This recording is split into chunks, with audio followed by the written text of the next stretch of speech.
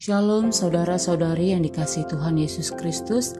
Saat ini kita akan merenungkan kebenaran firman Tuhan dengan tema Allah menyertai hidup kita yang terdapat dalam surat Roma pasalnya yang ke-27 ayat pertama sampai ayat yang ke-26. Saudara-saudari yang dikasihi Tuhan, pasal 27 ini merupakan kisah perjalanan Rasul Paulus menuju ke kota Roma. Dalam perjalanannya ke kota Roma, status Paulus adalah sebagai seorang tahanan. Paulus dipenjara karena memberitakan Injil. Pada awalnya perjalanan Paulus berjalan cukup baik dan lancar. Terdapat pada ayat yang pertama sampai ayat yang ke-8. Ketika mereka berhenti di daerah Likia, Paulus bersama dengan Yulius yang adalah seorang perwira dan beberapa orang tahanan lainnya berganti kapal yang hendak menuju ke Italia. Dalam perjalanannya, mereka diterjang oleh badai.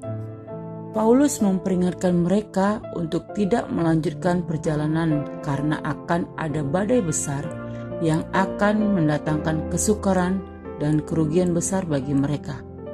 Bukan hanya bagi muatan dan kapal, tetapi juga bagi nyawa mereka.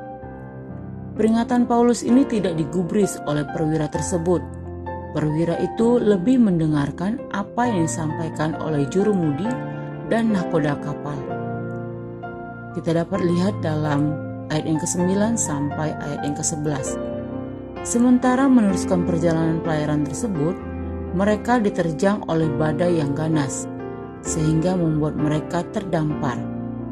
Dalam situasi tersebut, Paulus meyakinkan mereka bahwa walaupun mereka tidak mau mendengarkan sarannya untuk tidak menantang badai, namun Paulus meyakinkan mereka bahwa ada pemeliharaan Tuhan atas mereka. Mereka akan selamat dan tidak seorang pun yang akan binasa. Saudara-saudari yang dikasihi Tuhan, melalui firman Tuhan ini kita belajar untuk peka terhadap suara Tuhan atau pesan Tuhan. Suara Tuhan dapat kita temukan bukan hanya melalui pembacaan firman Tuhan, tetapi juga melalui pesan-pesan yang disampaikan oleh setiap utusan-utusan Tuhan. Misalnya para hamba-hamba Tuhan. Saudara-saudari yang dikasihi Tuhan Yesus, mari belajar untuk tidak mengeraskan hati ketika teguran atau pesan Tuhan itu kita dengarkan, karena hal tersebut akan mendatangkan celaka atau kerugian bagi kita. Sebagai contoh, jika saat ini Tuhan sedang berbicara kepada kita secara pribadi melalui apapun bentuknya, mari belajar untuk taat dan tidak mengeraskan hati.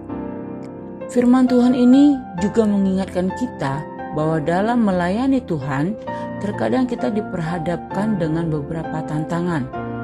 Tidak menutup kemungkinan Tuhan mengizinkan kita untuk masuk dalam masa-masa yang sulit, seperti yang Rasul Paulus alami.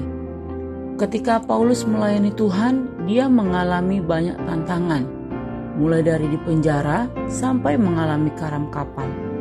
Namun satu hal yang pasti yang perlu kita ingat sebagai orang percaya atau sebagai pelayan-pelayan Tuhan, bahwa sesulit apapun tantangan yang kita lalui ketika mengikut dan melayani Tuhan, pasti akan selalu ada jalan keluar dan pemeliharaan Tuhan yang sempurna atas hidup kita.